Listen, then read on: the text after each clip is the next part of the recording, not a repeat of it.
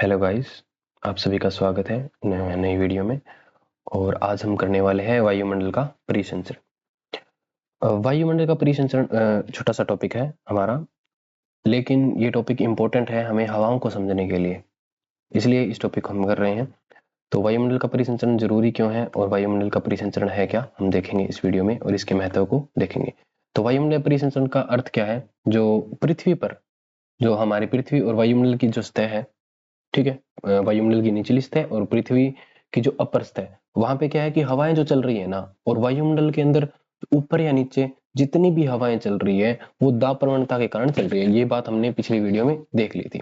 तो उसके कारण जो मौसम में परिवर्तन हो रहा है, जो वार्षिक परिवर्तन हो रहा है हवाओं में, तो उसको हम बोलेंगे कि वह वायुमंडलीय परिसंचरण है, जिसके अंदर हम पढ़ेंगे कि भूमंडलीय स्तर पर जो मौसमी एवं जो वार्षिक रूप से जो हवाएं चल रही है, ठीक है, मुख्य रूप से हम उसको बोल लेंगे जो क्या है कि ये वायुमंडल का परिसंचरण है। यानी कि वायुमंडल क्या है, सर्कुलेशन है वायुमंडल का, वायुमंडल में सर्कुलेशन हो रहा है हवाओं का, ठीक है, इस चीजों को हम बोलेंगे। ठीक है, तो इसके अंदर जो इंपॉर्टेंट है, 3 घटक है इसके इंपॉर्टेंट। सबसे पहले हम देखते हैं जो स्थानीय घटक है, यानी कि स्थानीय घटक है जो जो हमारे सरफेस के ऊपर जो कार्य कर रहे हैं। उसके बाद हम टेम्पोरल कंपोनेंट, टेम्पोरल कंपोनेंट यानी कि जो काली घटक। टेम्पोरल कंपोनेंट में जैसे कि हम पढ़ते हैं जो मौसम का परिसंचरण हो गया, या दैनिक कोई परिसंचरण हो, जैसे कि घाटी समीर हो गया, ठीक है, पर्वत समीर हो गया, ठीक है, ये सारी चीजें क्या है, या जलीय समीर हो गया, स्थलीय समीर, ये सारी चीजें हम कालिक परिवर्तन में हम पढ़ने को देखते हैं। ये हमारे जो वायुमंडल के घटक है, ठीक है, प्रकार हम इसके आगे पढ़ेंगे। ये हमारे घटक है, बेसिक सा टॉपिक है ये, बेसिक सा हमें ध्यान में रखना है कि क्या चीजें होती है टेम्पोरल जो कंपोनेंट में। टेम्पोरल कंपोनेंट में क्या होता है कि घाटी समीर हो गया, जलीय समीर हो गया, स्थलीय समीर हो गया, इन चीजों को हम इंक्लूड किया जाता है हमारे लिए, ठीक है, उसको हम बोलेंगे जो है क्या है, ये टेम्पोरल कंपोनेंट हो गया। एल्टीट्यूड कंपोनेंट जैसे ऊंचाई के घटक है, वो ऊंचाई के साथ आपको पता है कि टेम्परेचर में क्या आ रही है, कमी आ रही है, जिसके कारण क्या है कि हवाओं का चलना, और जो प्रेशर ग्रेडियंट है, वो प्रेशर ग्रेडियंट वाली वीडियो में हमने ये चीजें पढ़ ली थी, प्रेशर ग्रेडियंट में, ठीक है, दाब प्रवणता वाले में, ठीक है, ये चीज हो रहे हैं, ये कंपोनेंट हो गए थे इसके घटक। अब हम पढ़ते हैं कि जो वायुमंडलीय परिसंचरण के 3 प्रकार हैं, ठीक है, यानी कि 3 प्रकार में हमने इनको विभाजित किया है। सबसे पहले हम पढ़ते हैं कि प्राथमिक या सामान्य परिसंचरण। अब प्राथमिक और सामान्य परिसंचरण में हम पढ़ते हैं कि जो वायु दाब की हमने पेटियों से संबंधित जो व्यापारिक पछुआ पवने हैं, ध्रुवीय पवने, उनको शामिल किया जाता है, ठीक है। वायु दाब की जो पेटियां हमने पिछली वीडियो में ही पढ़ी है, तो उन चीज वो आप सभी को पता ही है। तो इसके अंदर हमने देखा था कि जो है व्यापारिक पवने हैं, ये पछुआ पवने हैं, वो किस तरीके से चल रही है और क्यों चल रही है, उनको शामिल किया गया है इसमें प्राथमिक परिसंचरण में, ठीक है, जो कि भूमंडलीय वायुमंडलीय परिसंचरण के परिवर्तनशील परिसंचरण को भी इसके अंदर शामिल किया, जिसके अंदर हम जैसे कि जेट स्ट्रीम हो गया, ठीक है, परिसंचरण, वक्र परिसंचरण, या फिर दक्षिण दोलन, ये सारी चीजें क्या है कि हम आगे नेक्स्ट पढ़ेंगे कौन कौन सी हवाएं हैं, कहाँ से कैसे चल रही हैं, वो सारी की सारी चीजें हम पढ़ेंगे। लेकिन अभी हम इनको इतना ध्यान में रखना है, यह हमारे प्राथमिक क्या है, परिसंचरण है, प्राथमिक परिसंचरण में इसको हमने इंक्लूड किया गया है, ठीक है।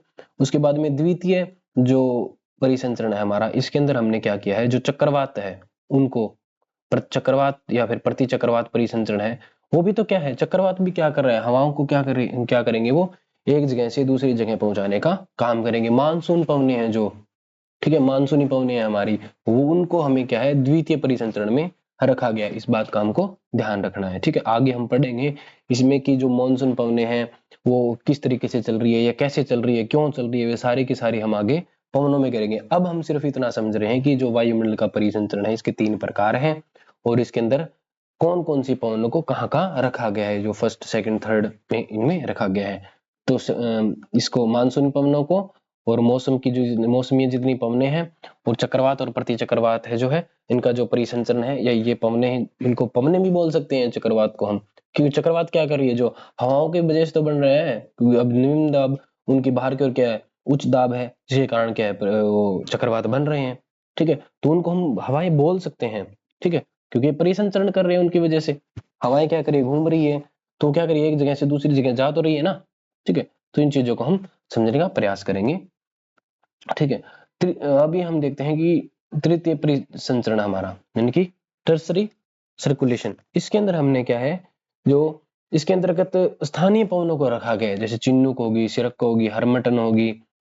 ठीक है, इन आदि पवनों को क्या है, दैनिक हवाएं, दैनिक स्थलीय, जलीय समीर, पर्वत समीर, घाटी समीर, इनको शामिल किया गया है टर्सरी उसके अंदर, सर्कुलेशन के अंदर। ठीक है, अब उसके बाद में हम देखते हैं वायुमंडल के परिसंचरण का महत्व क्या है। अब वायुमंडलीय परिसंचरण का महत्व तो आपको पता ही है, यह क्या कर रहे हैं, हमें टेम्परेचर को इक्वल कर देती है। जैसे एक जगह पे कम टेम्परेचर है, ठीक है, दूसरी जगह पे ज्यादा है, तो ज्यादा वाला टेम्परेचर कहाँ जाएगा, कम की ओर आकर्षित हो जाएगा। जैसे कि उष्ण कटिबंधीय उष्मा क्षेत्र है, जैसे ये हमारे 35 डिग्री उत्तर और 35 डिग्री दक्षिण अक्षांशों के मध्य जो है, उसमें क्या है कि उच्च अक्षांशीय क्या करती है, उष्मा क्षेत्र से उष्मा का परिवहन होता है, परिवहन करता है। ठीक है, इस चीज को हमें ध्यान में रखना है। तो क्या कहेंगे हम, प्रेशर बेल्ट में हमने पढ़ी थी उसके अंदर की ऊपर से नीचे क्यों आ रही है, वो किस तरीके से आ रही है, वो व्यापारिक पवनों की वजह से या पछुआ पवनों की वजह से क्या है, वो क्या करे, टेम्परेचर को यानी कि उष्मा को क्या कर इक्वल कर रही है वो वहां पे। ठीक है, इस चीज का हमें ध्यान में रखना, ये महत्व है। ठीक है, इसका परिसंचरण का। उसके बाद हम देखते हैं सामान्य परिसंचरण उष्मा स्थानांतरण क्रियाविधि करता है। जैसे धरातल पर एक जगह पे कम है तो एक जगह पे ज्यादा है, तो वो इक्वल करने का उसमें कार्य करते हैं। ठीक है, उसके अंदर वितरण के अंदर सहायता हो जाएगी। ठीक है, उसके बाद में तीसरा पॉइंट है हमारा, जो वायुमंडलीय परिसंचरण द्वारा महासागरीय भागों से महाद्वीपीय भागों में आर्द्रता का परिवहन, यानी कि जैसे कि महासागर है हमारे हमारे वहां से क्या है, हवाएं जो आ रही है महाद्वीपों की ओर, वो क्या अपने साथ आर्द्रता लेके आ रही है।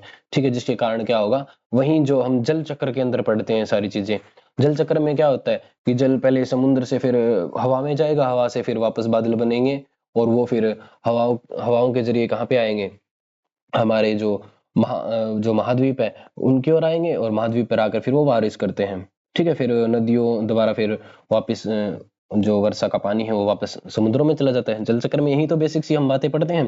ठीक है, तो वो फिर क्या होगा, वो भी एक परिसंचरण है, और ये इसके अंदर सहायता करते हैं हमारे वायुमंडल परिसंचरण में, यही तो सहायता करता है हमारी।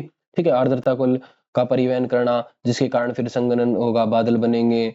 ठीक है, ये सारी चीजें प्रक्रिया होगी फिर। ठीक है, इसे भूमंडलीय स्तर पर जलीय चक्र कहा जाता है। ठीक है, ये बात हमने अभी बताई है आपको। ठीक है, इनके निम्न अक्षांशों से उच्च अक्षांशों की ओर भी आर्द्रता का परिवहन होता है। जैसे हम पीछे ऊपर बात कर चुके हैं, जो पछुआ पवने, व्यापारिक पवने, वो क्या कर रही है हमारी, यही चीजें, इन्हीं चीजों का तो कार्य कर रही है। ठीक है, वायुमंडल परिसंचरण वाष्पीकरण, वाष्पीकृत करते हैं उष्मा को, उष्मा जहां बढ़ जाएगी वहां पे क्या होगा, जो पानी है वो भाप में कन्वर्ट हो जाएगा। ठीक है, और फिर बाद में क्या होगा, बादल बनेंगे। ठीक है, ये चीजें क्या होगा, संघनन की प्रोसेस होगी, फिर वहां पे वर्षा हो जाएगी। तो प्रक्रियाएं होती है, जैसे भूमध्य रेखीय आर्द्र क्षेत्र से न्यून आर्द्रता क्षेत्र, जैसे रेगिस्तान हो गया हमारा क्षेत्र, से आर्द्रता का परिवहन करना। ठीक है, ये सारी चीजें क्या होगी, भूमध्य रेखा के ऊपर जो टेम्परेचर ज्यादा है वहां पे क्या है, पानी वहां से उठेगा और फिर वो कहाँ पे आ जाएगा, जो हमारे निम्न रेगिस्तान की ओर है जो क्षेत्र है, वहां पे आर्द्रता का परिवहन करेगा, वहां पे आर्द्रता को पहुंचाने का कार्य करेगा। तो ये सारी चीजें वायुमंडलीय आर्द्रता का संतुलन का भी कार्य करता है, ये बात हमें ध्यान में रखनी है। तो वायुमंडल का ये क्या है, महत्व है। ठीक है, उसके बाद हम देखते हैं कि वायुमंडलीय परिसंचरण की क्रिया विधि। अब वायुमंडल की परिसंचरण की जो क्रिया है उसके अंदर हम सारी चीजों को पढ़ेंगे, जैसे कि पृथ्वी पे जो उष्मा है वो, उसमें जैसे कि सौर विकिरण या सूर्य ताप की से धरातल के असमान वितरण है हम देखने को मिलता है। क्योंकि विभिन्न कारणों से हमें देखते हैं कि क्षेत्र से जो सूर्य ताप है वो विभिन्न मात्रा में हमें प्राप्त होता है, अलग अलग। जैसे कि हम जो नॉर्थ साइड जाएंगे, यानी कि अपर अक्षांशों में हम जाएंगे, तो वहां पे क्या टेम्परेचर की क्या है कि कम होता जाता है। इंसुलेशन के हमने चैप्टर में ये चीजें पढ़ी हैं।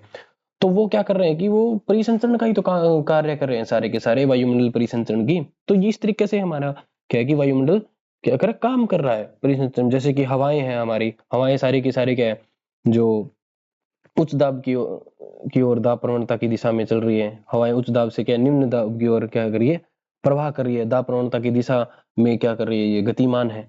तो ये चीजें सारी की सारी हम, ये क्या है कि कार्य विधि है ये वायुमंडल की, इस चीज का हमें ध्यान रखें। इसके अंदर हम मेनली 4 जो मॉडल पढ़ेंगे। ठीक है, तो पहला मॉडल जो है एक कोशिकीय मॉडल, तो एक कोशिकीय जो मॉडल है या फिर इसको तापीय परिसंचरण मॉडल भी हम बोलते हैं। इसके अंदर हम दो मॉडल पढ़ेंगे। एक तो घूर्णन रहित पृथ्वी पर, यानी कि पृथ्वी हमारी घूर्णन नहीं कर रही है, तब उसमें क्या होगा। और दूसरे में हम पढ़ेंगे जो हमारी पृथ्वी है जब घूर्णन करती हुई पृथ्वी पर एक कोशिकीय मॉडल जो तापीय परिसंचरण है वो किस तरीके से हमारा काम कर रहे हैं। ठीक है, ये चीजें हम पढ़ेंगे नेक्स्ट वीडियो में जो स्पेशली मॉडलों पे होगी।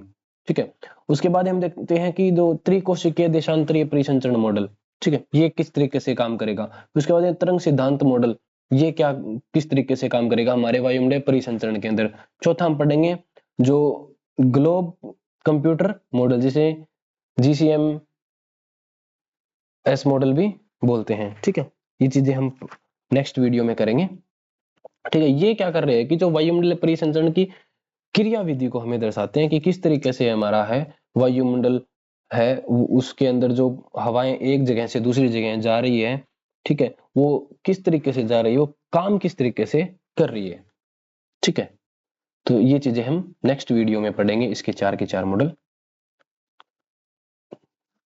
Okay, thank you very much.